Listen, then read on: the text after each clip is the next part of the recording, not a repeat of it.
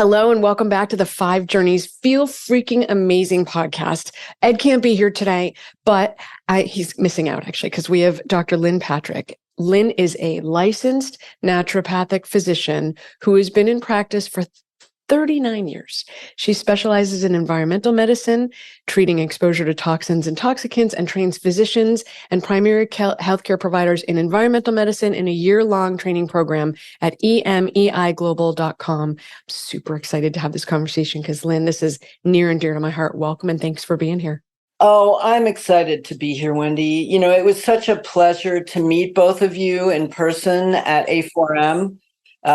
Coincidentally, right? We didn't even know that all three of us were going to be in the same room at the same time. And there you are. I'm about to go on stage. I had no idea they were going to, how can we say this?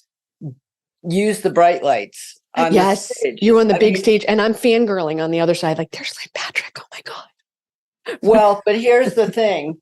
I usually speak to teaching, groups like physicians that I'm lecturing to, and I'm really interested in interacting with my audience, right? Because that's the thing that helps people learn is when you tell stories and when you interact with them. So we'll tell some stories. You with the bright lights, you can't see anything. And I was like, you guys, are you out there? And I know the recording probably looked like, who is this? I know, right? Who has never been on a stage before. But, it matters more to me that I get to connect with my audience than the optics, I guess. So let's dive in. Never be an influencer.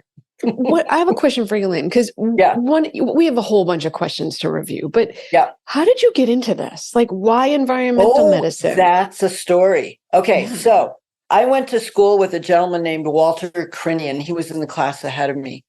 This was in 1982. He graduated. I graduated in 1984. Is this Bastyr University? Bastyr University, yeah. It's the more well-known naturopathic medical school. So he went off and did his thing, and he got very interested in toxicant exposure back then, right? So fast forward to 1999, I hadn't had much contact with him, but he was giving an all-day seminar on toxicants and health. And so I went. Sitting next to me was my dear friend, Dr. Saram Khalsa, who's an internist that practices in Hollywood. Beautiful, beautiful man, who now has been practicing environmental medicine along with me for the last 20 years. And Dr. Crinian was up there on the podium, and he kept telling story after story after story about these patients that he had seen that had chronic illnesses due to environmental toxicant exposure. And Dr. Khalsa and I were sitting back there going, oh my God, I saw that patient. I saw that patient. I saw that patient. I had no idea that's what was really going on with them, right? Mm-hmm. So I had been in practice, since 1985. And at that point, I had some patients under my belt. I realized I didn't get this crucial information in my education, nor did anybody teach me afterwards. So the seminar's over. Dr. Khalsa and I are elbowing our way up to the front of the huge group of docs. There was probably about 100 docs there who were fervently trying to get more information from Dr. Crinian. And we said, we're taking you out to dinner. And we basically... you strong-armed him. You're like, we're going to feed you.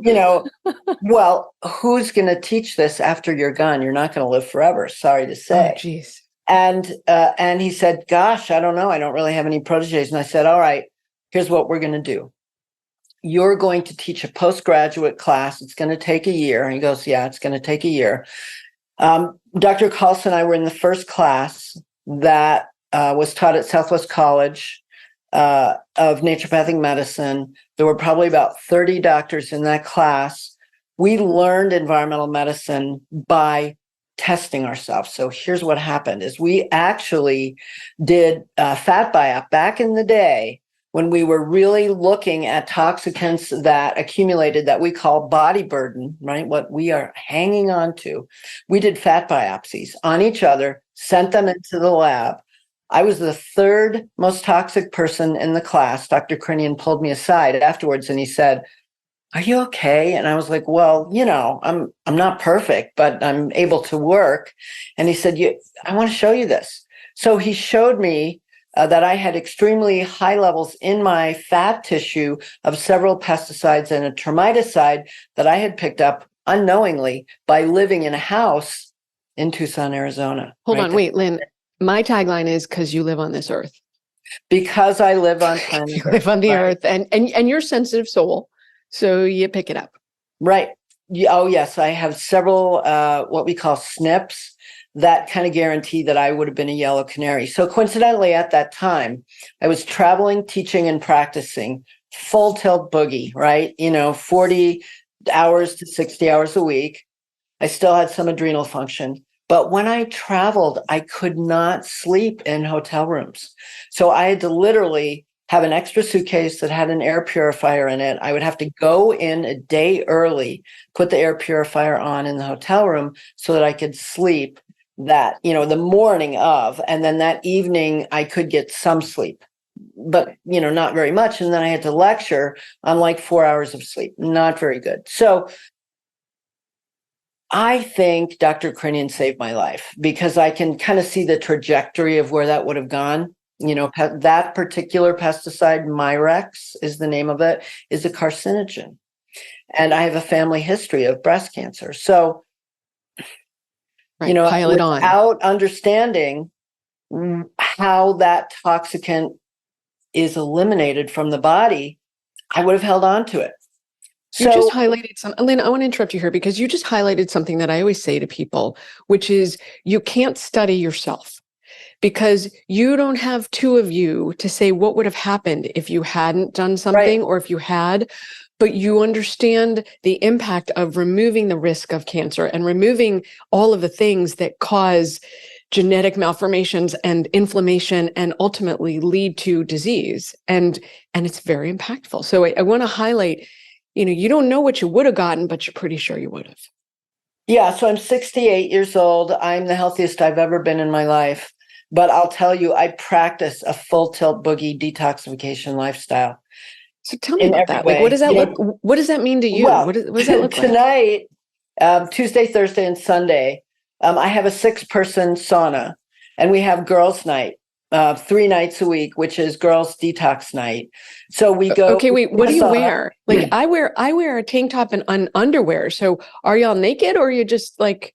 Is it let it all hang out? How does it's each to their own. Okay, so you show up as you are. And how long do you spend in the sauna, and how hot is it? So the science about sauna, I just did 2 podcasts on my podcast about sauna and the science on sauna. But I'll tell you, because I didn't have a study to back this up, but clinically, between 20 and 30 minutes, you're going to plateau out in terms of what you're getting rid of. So a good full-on sweat for 20 to 30 minutes is what you want. So it's not like from the moment you step into the sauna, it's from the moment that you know that you are sweating, because you're not eliminating until you sweat. So we use a loofah or a dry brush, and we get our entire bodies sweating. And just fun fact, the most elimination occurs in the scalp area. The scalp area has more of the sebaceous glands that we call the detox glands, right? So these are special sweat glands from which we excrete this stuff called sebum. You can call it oil or whatever you want, but that's what comes out of the scalp. So very important to wash your hair after you sauna. My patients never wanted to do this, and we explained to them, if you want to get better, you have to use an oil-based soap and you have to clean your entire body. So after that, we jump in the cold plunge. Now, that's not necessarily specifically for detoxification, but it's great for the autonomic nervous system, right? There are all kinds of benefits for alternating hot and cold. How long do you spend in there? In the cold plunge, it depends on the temperature and the season. So in the winter, when we have to chop holes in the ice to get in the cold plunge, it's in and out. I'm not Wim Hof. I can't stay in there very long, but at least I get in, right? I give myself 5,000 gold stars for that. In the summer, when it's warmer and the temperature is in the high 40s, low 50s, then I can stay in for several minutes. And really, that's all you need. So that, I think, if we're talking about what can we all strive for to adopt to really try to decrease our body burden of things that we are hanging on to, sauna is a wonderful tool. Now, I know that not everybody can have a 6-person sauna or even an outdoor sauna or anything more than a little zip-up sauna. But I'll tell you, another great story is that I was on my way to a conference, environmental medicine conference. I live in a small town near a small city. They fuel the plane with the doors open. So I got on the plane at 5 o'clock in the morning, little tiny plane. They were fueling it and the fumes were just coming right in the door. And I thought, this is not good. There's nothing good about this. They should have the oxygen masks down for everybody. And I talked to the stewardess and she's like, get over it. This is what we do. So I got to the conference and I felt I am one of those canaries for solvents. And the jet fuel has a lot of solvents in it. So I was feeling terrible and I had to talk the next day. And the gentleman who was there with his little zip-up sauna said, take it up to your room, use it, please. And I don't really, I'm not a great fan of the zip-up saunas. I think there's some issues with the material. But I was desperate. So I brought up to my room, got in it for an hour, got out, took a shower, soapy shower with whatever soap I had. Dr. Bronner's, I think, is a great soap. And I got up in the morning and I felt like $100. I mean, well, these days, I felt like $1 billion. So I have to say, I think there is, and that's not the only time that's happened to me, but it's the most impactful. For me, it was like, okay, sauna really does work. So everything is better than nothing, right? Like everything you do, anything you do is better than not doing anything. Get in the game, even if it's not a perfect game. Oh, I'll tell you, I have worked with lots and lots of folks who have no disposable income at all. I used to run an AIDS clinic that was fully funded, right? We had grant money to treat 100 AIDS patients a year.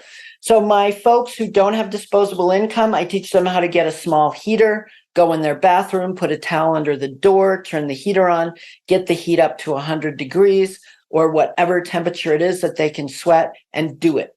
And then get in a sauna and shower up with some Dr. B's and do that every day. And I've gotten a lot of multiply chemically sensitive patients better, and not just through that mechanism. Of course, there are other things they have to do, but that was, I think, one of the main ones. So anybody can sweat. You don't have to have the money to buy an expensive sauna. Let's back up like 20 steps, because I was so fascinated by what it had to be personal, right? And so thank you for sharing your story. Let's back up and talk about, for the listeners, what do they need to pay? What are the, I always think of toxins as metals, mycotoxins, and that other massive bucket, which includes the flame retardants, the nail polish, the phthalates, the plastics, the styrenes, the gasoline fumes. So we're probably only going to have time to focus on one today, and we could bring it back and talk about another. So what's the one you want to talk about? Is it metals? Is it mycotoxins, or is it other? Oh, this is so, it's like your favorite kid. My specialty area is in metals. So that's the one that I can talk most easily about. But I do not in any way, shape, or form want to minimize the rest of the bucket, because that bucket is really important. And the problem with that bucket is that we are today exposed to a myriad of toxicants that are endocrine disruptors and carcinogens and immunotoxicants, especially pesticides, as well as the rest of the things like some of the acrylics that are in nail polish, et cetera, et cetera. So death by 1,000 cuts, Lynn. That's what I call it. Right. Yeah. So we'll focus on metals. It is crucial, though. I just want to say it's crucial for everyone to really reevaluate your personal care products and the cleaning products that you use in your home, and to really come to whomever talk with yourself about how just something as simple as vacuuming with a HEPA filter in your vacuum, as well as wet mopping and wet dusting, can significantly impact the daily exposure that you get to chemicals that are carcinogens and endocrine disruptors. And Well, that could I want to cause pop on that. disease. Because I was horrified when I read there was a study in 1989 from Massachusetts, go Boston, that found that 1 in every 6 deaths was actually due to air or water quality. Now, this is in 1989. Okay, so it's only gotten worse since there. So even filter your Yes, water and your air to the best of your budget right. is going to take you. We're at that point. I've been heavily involved in what happened in East Palestine, and now I'm equally horrified by what happened on the island of Maui. And I think we're at that point now. Dr. Crinian always used to say, it's no longer voluntary to have air filtration in your home. And I was like, oh, come on, Walter. That we've got mercury, we've got lead, we've got all these other things that we have to worry about. And he would just look at me with his beautiful, compassionate smile and say, I've read the literature on this. I feel confident on this. And I now, having educated myself in the last 25 years, feel the same way, that we all have to have some form of air filtration, and water filtration is absolutely critical. So be that as it may, those two those two now necessary inputs into our lives. Yes, let's talk about metals. Okay, so we'll set that to the side. So tell me, what are the most harmful heavy metal toxicants? Like, what should people, because there's a whole list of them. You test and you get 12, 13. Well, I'll tell you what the government says. No, I don't want to know what the government says. Oh, I no. This is the one thing I actually agree with the government about. Okay. Yeah, I know the EPA there's regulatory capture there. I know that all too well. But there's another agency that is a sub-agency of the Center for Disease Control, and they're called the Agency for Toxic Substances and Disease Registry, the ATSDR. You probably never heard of them. But they actually do the research, the actual research that is the foundation upon which the EPA creates regulation. So they know everything, and they have monographs for over 200 toxicants. Each monograph is over 300 pages long. So that's what, when we train our doctors, that's the information that we rely upon to really understand toxicants. So what they have created is called the priority list of toxicants. And this is literally a list from 1 to 200. I don't have it up on my desktop, or I'd show it to you, but I know it by heart. Of the chemicals that you, speaking to the consumers of healthcare out there, and the doctors, you are most likely to be made sick by and to be killed by. Okay, now how do they know that? Well, they actually have done the research, and they have identified which toxicants you're most likely to be exposed to. And that's based on something called the Superfund research, which Superfund sites, everybody pretty much knows what they are, right? So Superfund sites, as well as the actual rating of the toxicity of the toxicant. So we actually have a big mathematical algorithmic formula by which we decide how toxic toxicants are. So guess what's the first 3 are? Lead. Arsenic is number 1. Let's go by the numbers. Arsenic is number 1. Mercury and lead are number 2 and number 3. Cadmium is number 7.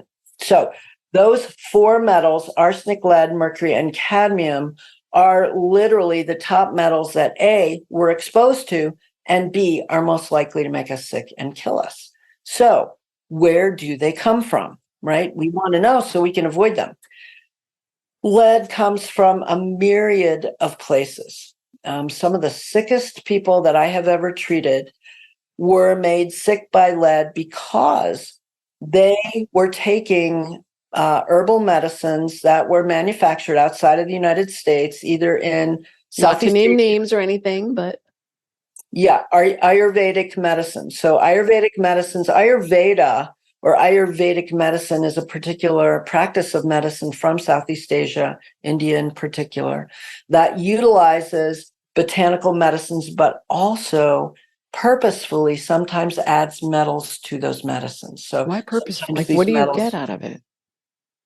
I have talked to Ayurvedic doctors here, like Dr. Vasant Lad in the United States, and he said, we no longer do that. And I said, well, here's a paper from the New England Journal of Medicine that shows that that they did an assay of these medicines and found thousands and thousands and thousands of times higher than allowable levels of lead and mercury in them. And he said, well, that's an older practice that's no longer used, and it's illegal in the United States to do that. But if those medicines are imported, people can end up with serious acute metal intoxication. I'm not brand conscious typically, Lynn, but I always say to people, for supplements, you want to know where that comes from, because we make supplements ourselves and we test it for metals, mycotoxins, contaminants, and then we test to make sure it actually has what it's supposed to have. It's sort of a dual track. And so this is the kind of thing where if it's coming from some other place and it's not made in a GMP facility and it's not being tested, you have no idea what you're taking in. None. We only have the current or the recent experience of the contamination of lead and other metals in baby food and in chocolate to understand how common this is, right? The chocolate contamination was because there was lead in the soil. The cadmium came from the fertilizer used in the soil, which came from mine tailings, which is where the cadmium came from. So, we know that this is all too common. And I'm working on a current article looking at lead in spices and herbs, which is also a common contaminant. And I'm sad to say this, but especially in turmeric, as well as some other botanicals, right? What about the live root? Do you find it in the root itself? Is it being absorbed from the soil? It is absorbed from the soil, yeah. Now, I have to say, because I'm a geek and I look at this stuff, the turmeric that we get here in the States is mostly grown in Hawaii. And in Hawaii, they do not have the same problem that they have in India, in Bangladesh, in Southeast Asia, where a lot of the turmeric that gets into the marketplace as a processed powder comes from. So even though Hawaii's got its own problems, right, with the volcanic emissions, the VOG, it is cleaner than the fresh root, the powdered, turmeric that comes from other parts of the world. So this is the third point, which is make a better choice. You might not be able to be perfect, but level up in some way and make a choice that's going to raise you, even if it's not perfect. Get better. Right. Right? Don't focus on how you're failing. Focus on where you can improve. So the other place that lead comes from, since we're talking about lead, is that, and this is another story, right? Got to tell the stories because that's how we implant the stuff in our brain and go, oh, right, that's where I heard about that. Could be me. So I had a patient who was worked in the penal system. She worked in the prison system. So she had access to all kinds of interesting connections. And she was sick with multiple issues. She was hypertensive. She had autoimmune disease. She had autonomic nervous system problems, like we think about with mold exposure, as well as with chronic fatigue exposure. She was a sick puppy, right? And we tested her, and she had extremely high levels of lead in her urine and in her blood. And what we surmised from that is that she was exposed to lead because we tested her bones and we found out her bones were okay. She wasn't leaching that lead from her bones. She didn't have osteoporosis, but she was exposed to lead currently. So we explained that to her. We wanted to treat her, but we most particularly wanted to find out where she was being exposed, because if we didn't deal with that, we would be treating her. We would be chelating her forever and ever and ever, right? Wait, can we pause for a second, Lynn? Because, the training that I had was that you can evaluate stores based on provoked urine, that you cause it to come out. So for the listeners, when you're testing the blood, if it's positive, it's because it's an active exposure, because you're going to sequester that. You're going to put that away. The body knows it's toxic. You're not going to have it floating around the bloodstream. So if it's positive, it's now. It's not an old exposure. Right. So to distinguish that. The one exception to that is if you have active osteoporosis, or you have active breakdown of your bone, which sometimes women will after being treated for breast cancer with cisplatin or any cancer for cisplatin that cisplatin is used for, is that can be a source of lead. Your own body can be a source of lead in your blood. So, but in this particular woman, we figured that out. So she went to town. I mean, she tested everything. And guess where she found the lead? She had some beautiful imported ceramic dishware from Portugal, I believe. She had got at American Home Furnishings. She had an industrial hygienist. I said she had a lot of connections. She had a connection to a really good industrial hygienist who tested this plate for lead. It had about 1,000 times over the allowable level for lead. Now, there are ongoing 2 class action suits right now with both Pottery Barn and American Home Furnishings. I think actually, I take that back. They've been settled by now. Due to lead poisoning from that imported, it is legal to use lead as part of the glazing of this imported ceramic pottery. So that's the reason I bring this up, is because it is honestly a more common source of exposure than you would think, right? What do you think of the 3M testing strips for lead? You think the ones you get at Home Depot or Lowe's? They come in a pack. I got them from my boyfriend who sends me everything. But yeah, what do you think of the trade name Lead Check? I think do you know the trade name? Because I can't remember who makes Lead Check, but Lead Check is the ones that we suggest. They are sold in any, they're sold all over the place. Like an 8-pack of sticks, right? It's little sticks that you. They're more like strips, but yes. Okay. So these are strips, and the 3M product may be good as well, but the Consumer Product Safety Commission has checked them, and that's what the EPA actually recommends, and they are good. Now, they are specifically for dust. So you can't use them for toys. You can't use them for plates. You can't use them for Ayurvedic medicines, as far as I know. Because they're specifically made to be able to identify and quantify the lead in dust. And that's what they're made for and used for, is if you have a home that was built before 1978, there's probably some lead paint at some point in one of the layers of that house. And speaking of exposure sources, the most common exposure in the adult population in United States of America is home renovation. Because the weekend warriors, right? You cut a hole in the wall and bam, you've just released lead. How would you know? If your home is built before 19, I have that patient. She showed up in my office and her lead level on Provoke testing was 95. I was like, whoa, girl, you're doing, first of all, do you live in an old house? She goes, yeah, I live in a Victorian. Okay. Did you do any home DIY projects? She goes, yeah, we stripped the paint off of blah, blah, blah. I'm like, okay, no more DIY projects for you. Because her lead level has been consistently bumping every time she does a project. Yeah. So you can't do it. And this was in her urine level, in her urine, right? I provoked I would be very test. interested to know what her blood level is. I never even did it. I should do it. I'm going to say to her, every time you do a DIY project, go get your blood drawn and see if you have lead. Because she doesn't have osteoporosis. So right. There is a certain percentage of blood lead that is from bone. There is a consistent turnover in a certain superficial layer of bone that does contain lead. So there's some, but not all, right? It's a smaller percentage. I think it's around, I can't remember. I don't carry all this stuff around in my head, but 25%, 30%, something like that. So that is another common source of lead.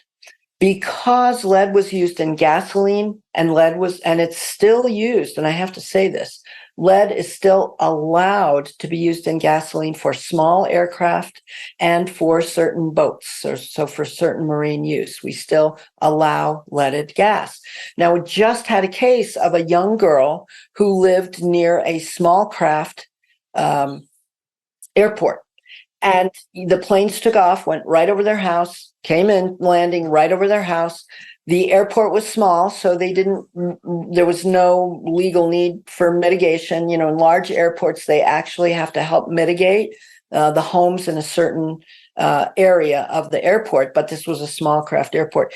This kid had a blood lead level that was so high that she might as well have been living back in the 60s or the 70s in the summer, you know, when we had thousands of kids who actually died of acute lead toxicity. This really, you know, didn't make the news, but it was a phenomenon because of the lead that was in the atmosphere from leaded gasoline. So we've made great strides in taking it out of standard automobile gas, but we haven't finished yet because it's still in small aircraft fuel. I think it gets even more horrifying, Lynn, because think about it. When you're pregnant, you give 50% of your body stores to the baby. And then if you nurse, you give even more. Now, I'm a huge proponent of pregnancy and nursing.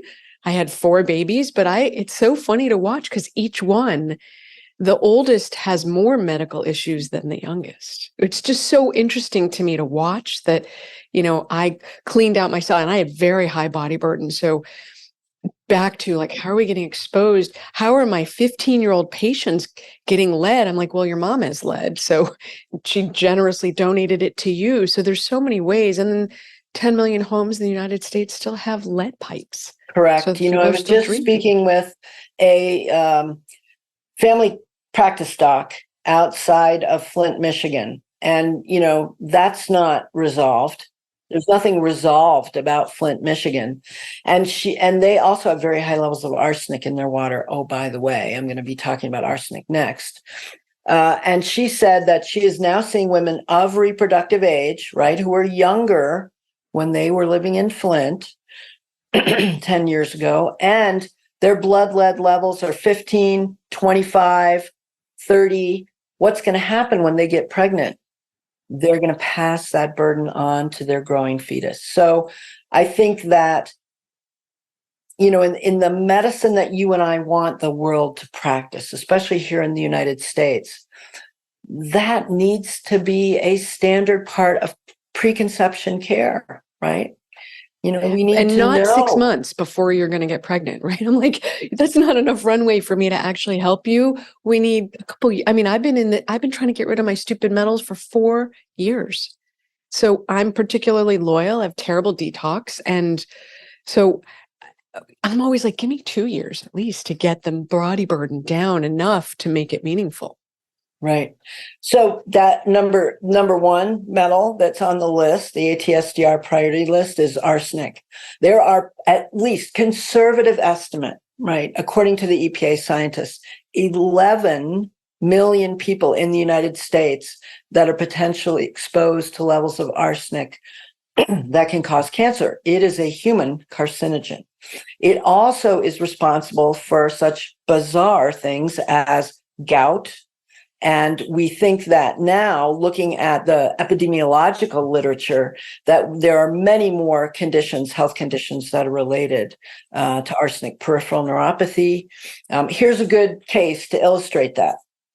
So I had a nurse in my practice who, luckily for her, worked in a law firm and was the environmental kind of researcher for cases that involved environmental toxicity. I live in Southwest Colorado, ground zero for gas and oil. Historically, always has been, might as well be Texas, right? So lots and lots of cases of exposure from there. So she came in and she said, I have this peripheral neuropathy. So numbness, tingling, and pain in her hands and her feet that was climbing up to her elbows and her knees. And she'd had it for a year. And she said, I went to see a neurologist and he checked me for arsenic in my blood and I didn't have any. So he said, that's not the problem. But I know, she even knew that one of the symptoms of arsenic exposure was peripheral neuropathy. And I said, tell me about what happened to you. And this is where environmental medicine is really like, let's talk about what happened coincident to the onset of the symptoms, at least within the last year. And she said, well, I was helping my husband build a deck in our backyard, a big old deck. And and I said, did you wear gloves or a mask? And she was like, well, what? No. Why would I have done Why that? would I? Why would I have done that? Right. Yeah. So I asked her, is this treated wood? Is this outdoor treated wood? Now, this was a while ago, before they took arsenic out of the process of treating what was called CCA, copper chromic arsenate, used that the wood was actually dipped in. So it was in a tank. That's how they made outdoor wood.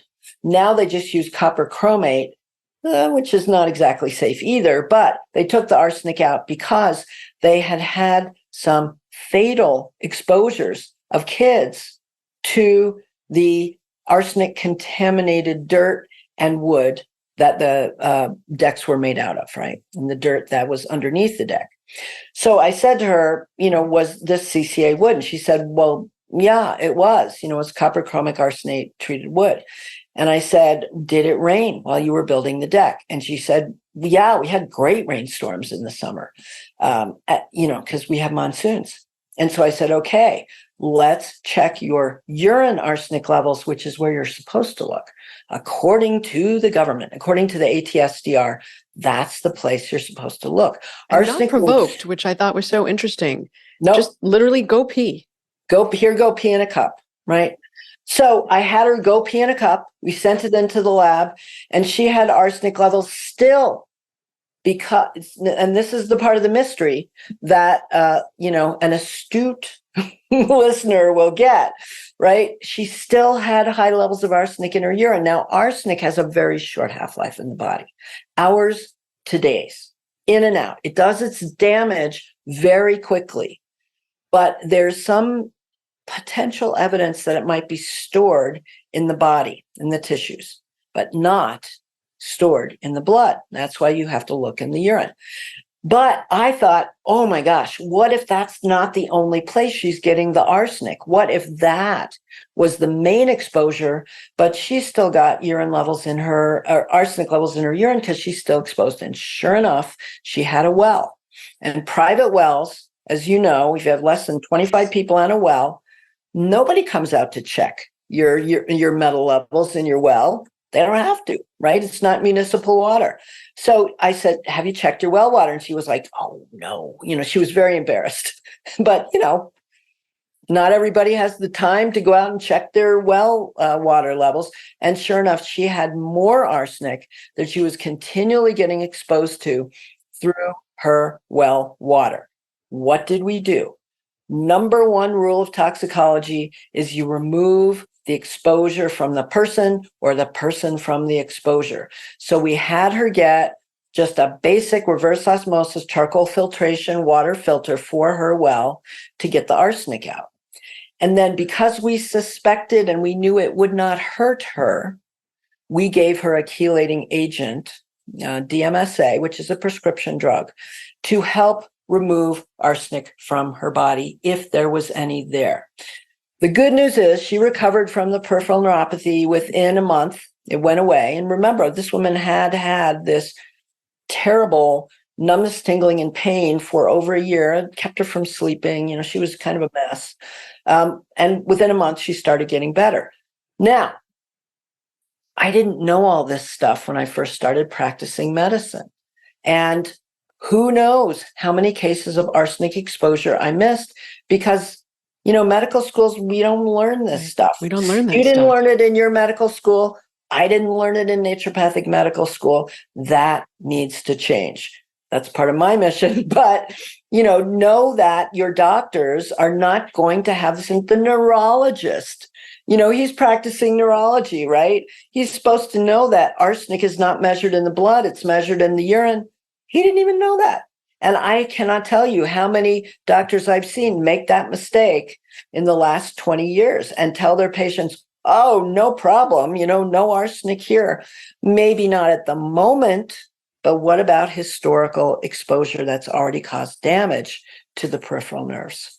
So this is so profound, Lynn, because you and I have the same philosophy that that we're meant to be vital, vibrant, healthy, alive, able and interested in intimacy until you're at least 100, and that every decade gets better than the one before. You and I are on that same wavelength.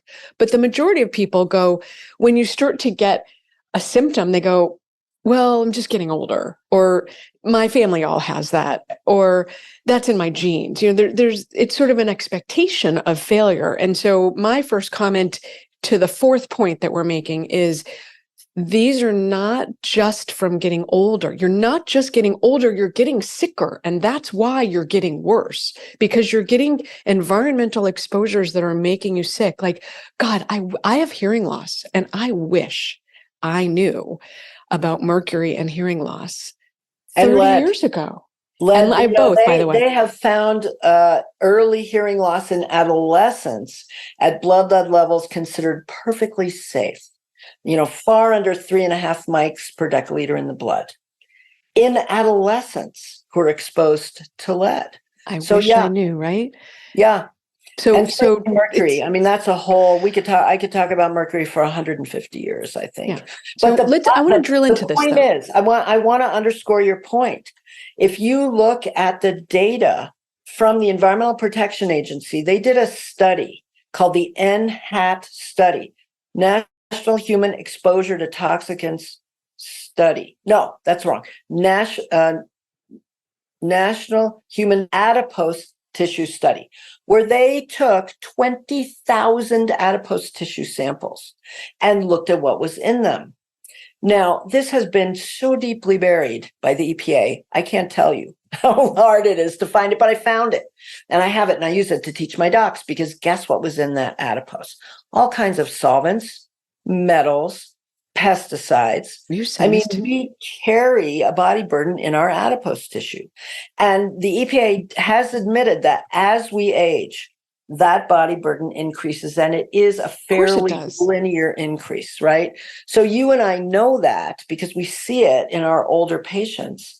And that is absolutely, I totally agree with you that the phenomenon of chronic disease getting worse as you get older has nothing to do with aging. It has everything to do with the oxidative stress effect of the toxicants and the body burden that is accelerating as we age, because we hang on to so much of that stuff. And I now think, Wendy, I'll tell you, after reading the NHAT study and other studies, I do believe, I used to say this was not true, but I've changed my mind. I do think that mercury and arsenic are sequestered in the adipose tissue. We hang on to them. We know they're in our tissue. They got to go somewhere, Lynn, right? So your fat, your bones, your organs, your brain. But so my request is that you send me that study. That would be amazing if you could send that to me. You really want it? I do. Well, ignorance is bliss, knowledge is power. It was printed on a typewriter. Oh, geez. That's how old it is. But yes, I'll send you the whole thing. You can take a look at it. It is a mind blower. Really. That's one. But two, this is point 5. I've been counting the points that you've made because they're all brilliant. Yeah. If you do everything right, you aren't losing weight. It's because you are storing toxins in your fat, and you need to get rid of the toxins so you can lose the fat. The body's smarter than you are. You're not going to lose weight until you lose the toxins. Yeah. So for all these women listening who are like, I eat right, I exercise, I sleep enough, I'm not a stress ball, and here I am. I can't lose it. Yeah, Wendy, we have to stop victim blaming. We have got to do that. I mean, our culture is so bad at victim blaming. Yes, we have to take responsibility for what I put in our mouths, sure. And what we drink and all that stuff. We've got to do that. But we have to stop blaming ourselves for the effect of toxicants that we are exposed to unknowingly, that we hang on to without our knowledge. Yes. So that was point 5. So I want to drill into, for people listening, and by the way, we're not going to finish. Like, I haven't even gone near the questions that you gave me, because this is such a huge topic. Yeah, we're going to do this. We're going to do more of this. But sure. When you were looking at arsenic, lead, and mercury, let's limit it to those 3, and cadmium maybe. Now let's go for arsenic, lead, and mercury. Okay. What are the clinical things that the listeners would go, oh, maybe I had an exposure, aside from living on this earth, having mercury fillings, having osteoporosis, and eating rice? What are the things that people are going to notice in their life that they might wonder are you can track it back to? I mean, Let's go hearing loss metal. for me. Yeah, let's go metal by metal. So I have a friend, wonderful, brilliant internist in San Francisco. Her name is Jane Hightower. If you guys have not read Diagnosis Mercury, if you've not read this book, this will blow your mind, because it's her story about how she started out getting a call from a dermatologist friend of hers who said to her, I just heard this bizarre thing on the radio as I was driving to work. This is how this all started. That women who are losing their hair, it's because they're eating too much tuna fish. And she said, I have never heard that before. They didn't teach us that in medical school. That's bizarre, right? Yeah. And so she decided, after much head banging and trying to figure this out, that there might be a connection between those two things. And it led her to do an in-office study. She had a high-end, meaning her consumers had lots of money to spend on fish, high-end practice of internal medicine in San Francisco. She ended up publishing one of the first studies looking at that demographic of men, women, and children, and their symptomology and their blood mercury levels and the amount of fish they ate. And so she actually calculated their fish intake. So if they were eating ahi tuna, if they were eating sushi, if they were eating swordfish, if they were eating mackerel, and now we know other fish like bass, even lake and stream fish.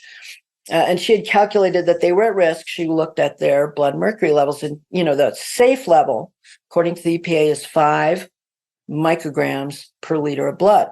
She was finding levels of 40, 50, 70, and these patients had, and these are the 5 symptoms, they had insomnia, fatigue, headaches, muscle pain and joint pain, and difficulty concentrating and memory loss, right? So those were the 5 things. They might not have all of them, but they at least had one of them.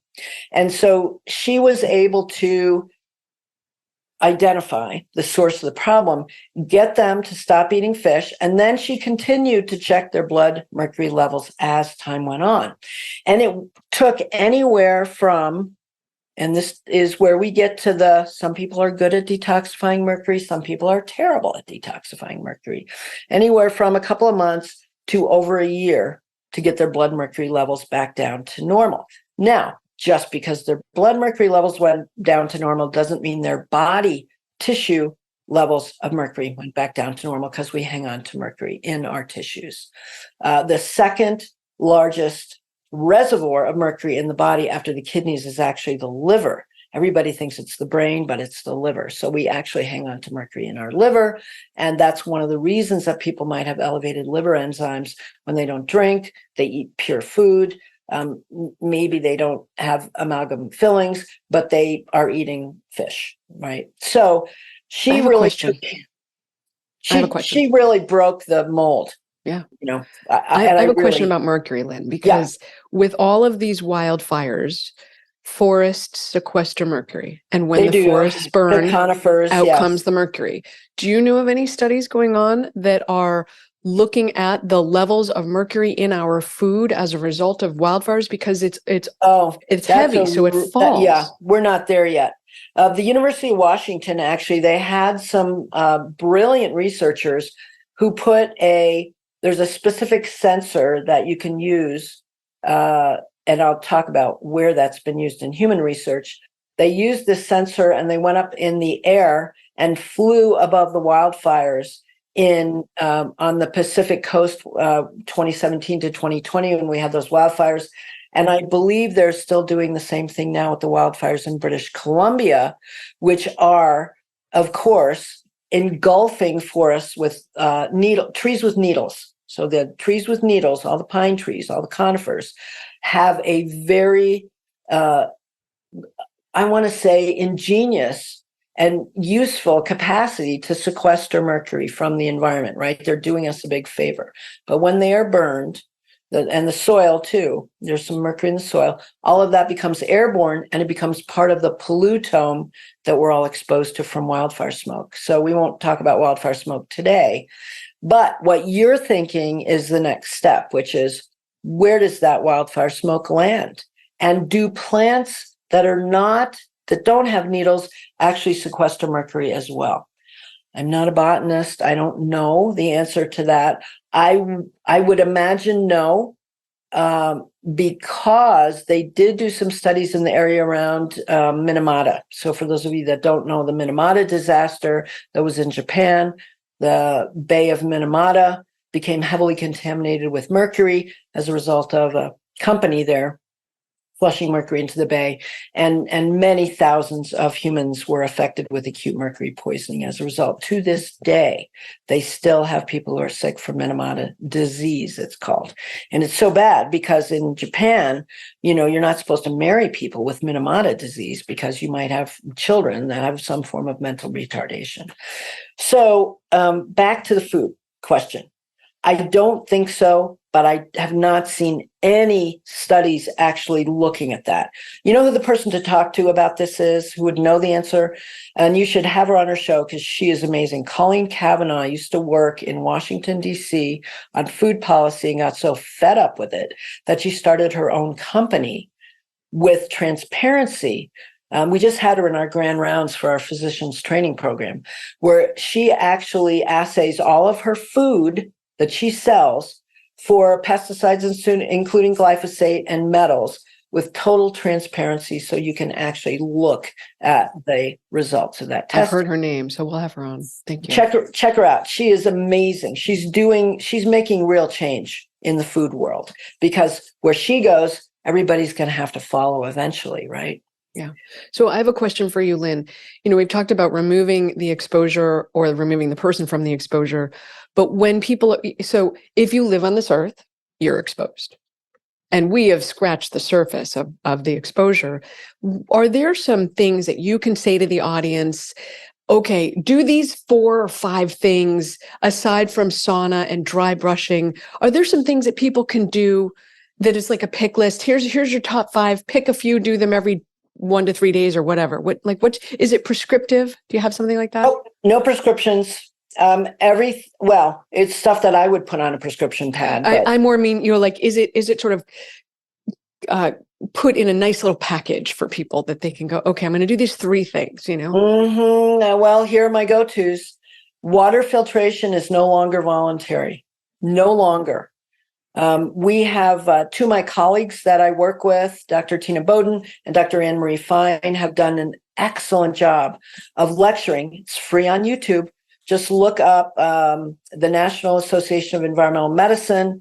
Their recordings of their lectures are on there. It is the down and dirty about water contamination. So water filtration necessitates a reverse osmosis type with activated charcoal filtration type filter. If you are on a budget and you cannot afford it, I would suggest something like zero water, which is a pitcher, right, that you pour water into through a filter. And that technology is actually very good for arsenic and lead.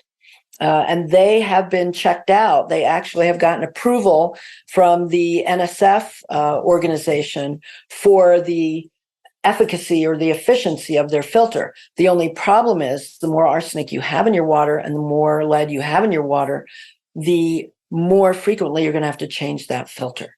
So fortunately, they do sell bulk filter packs. So the zero water filter, I've actually looked into them. We just need a webinar on this. We're doing a course for consumers on how to survive a chemical disaster. And I talked about the zero water filter. So that's number 1. Number 2, if at all possible, if you do have the budget for an air filtration system, get an air filter for your indoor environment. Unfortunately, the good ones, the good air filters are expensive. The Austin Air, which is the one that the Cancer-Free Economy Network, which is a wonderful group of scientists that I support, they recommend the Austin Air, and the EPA recommends the Austin Air filter because it has 12 pounds of carbon in it, and it's actually very good at getting stuff out of the air. So if, the other air filters, we could talk about them for 100 years, but air filtration, I think, is a real necessity, especially for people who may be exposed to urban air, wildfire smoke, or the people of East Palestine. If you live near a railroad track, you should probably have it's an air still an filter. issue for them. I was just reading about that in the New York Times. It's still an Oh, issue. yeah, absolutely. I've been intimately involved there. Dioxin has a half-life of decades in the human body. So, yes. Okay, so filter your water, filter your air, do a sauna if you can. What else? Number 3, Dr. Russell Jaffe, who's a friend of mine, used to be a senior research fellow at NIH and now has his own research laboratory, has shown that given the average number of toxicants that we are all exposed to, we have to get into our bodies at least 3,000 milligrams of vitamin C, better known as mineral ascorbate, every day, just to filter out the kind of ambient air and water toxicants that we're exposed to. So that's 3 grams. Most people think of that as a high dose. I don't think of that as a high dose at all. We do 50 for cancer. So I'm like, yeah, whatever. Yeah. Well, yeah, 60 IV. So orally, it's hard for people to get that much in orally, but 3,000 milligrams, please, at least 3,000 milligrams. We know that buffered mineral ascorbate is kind of the scientific term that we use. It's vitamin C attached to a mineral.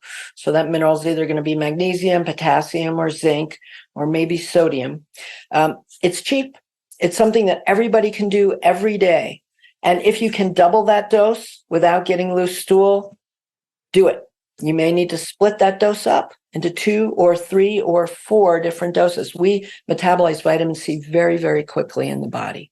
So that's number 3. Everybody needs to be, there are many supplements we can talk about, but there's good data on pregnant women taking vitamin C and losing significant amounts of lead in their urine and having perfectly normal and healthy outcomes after that. So we're talking about, I think that was 1,000 or 2,000 milligrams of vitamin C daily throughout their pregnancy. So it's safe even for pregnant women. And I always say I'm an OBGYN. I'm like, we don't touch you if you're pregnant. I don't want to do anything to you because it's going to transmit right into the baby. My one exception, because it is documented in the medical literature, I can say this does appear to be safe. This cohort all of them had normal, healthy to term outcomes. Right. Okay. So top 3, filter your air, filter your water, 3,000 milligrams or 3 grams of buffered ascorbic acid daily. Yep. Buffered mineral ascorbate. Yeah. Sorry. Okay. I think we should stop there, Lynn, because there's so much more to talk about, but this is a good sort of place. I'm happy to come back. Let's have you back in. And where can people reach you? So I have a company called EMEI, stands for Environmental Medicine Education International, but it's a lot easier to say EMEI, global.com, and that's our teaching platform. So mostly, I teach to physicians, and we are now just getting ready to launch our consumer course. So this is for everybody because East Palestine really did it for me. It's like, okay, there was no guidance there. No guidance was given to those people. It was a failure of public health. So we're teaching consumers about risks for chemical exposure and how to mitigate those risks. So talking about air filtration, water filtration, simple supplementation, things like that. Mm-hmm. Okay, great. So EMEIglobal.com. We'll put that in the show notes so people can reach out to you. Thank you. And I'll close out the show by saying thank you so much. I mean, I love what you're doing. I honor what you're doing because it resonates so deeply with me. And thank you for being a champion for our health. You and I need to clone ourselves times a million, right? That's our job and that's our mission. Well, if you're listening to this and this kept your attention, follow, pass it along, because it's the passing along part. It's our commitment is to reach 100 million people, and that's going to be a big job, right? So we can do it. We can get there, but it's going to take passing it along. So if you're listening, pass it along to someone who this would be valuable for. So absolutely. Thanks for joining us, Lynn. Thank you for being here. Our guest is Lynn Patrick. She's amazing, huge resource. And thanks for listening to another episode of the Feel Freaking Amazing podcast. I'm Wendy Trubo. This is Lynn Patrick, and pleasure and honor. And I'm happy to come back whenever. Awesome. Thank you, Lynn.